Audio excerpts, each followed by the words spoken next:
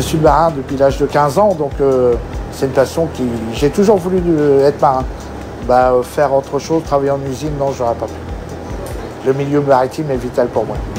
Motivé par le désir de profiter un peu plus de sa vie de famille, après une carrière de marin-pêcheur synonyme de longs mois en mer, Patrick a choisi de se reconvertir dans le métier d'opérateur de dragage.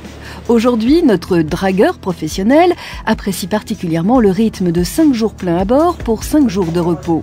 Mais au fait, c'est quoi exactement le dragage?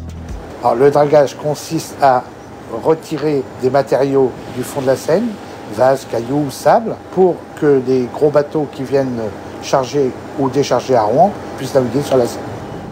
Patrick partage la passerelle avec le chef de quart qui manœuvre le bateau et lui donne les informations nécessaires au bon déroulement des opérations.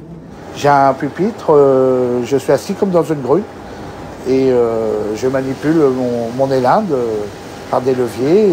Alors l'élinde, c'est le tuyau qu'on descend dans l'eau et qui sert à aspirer des matériaux qui vont se déverser dans le puits du bateau. On peut entreposer dans notre puits jusqu'à 1500 mètres cubes. Et au cours d'une opération, pas question de relâcher son attention car un incident est vite arrivé.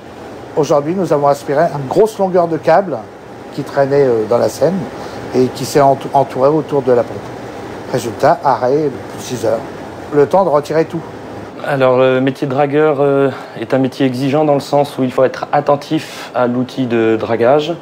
C'est un outil industriel qui est relativement fragile, donc bien évidemment contrôler en permanence la pompe avec ses différentes caractéristiques, son intensité, son débit, sa pression de refoulement. Et l'élinde en elle-même peut être amenée à toucher la coque, ce qui l'endommagerait. Chantier, chargement terminé. Et pour jeter l'ancre dans la profession, une seule obligation, être passé au préalable par la fonction de matelot. Ensuite, pas d'école, mais un apprentissage sur le terrain auprès des opérateurs d'expérience.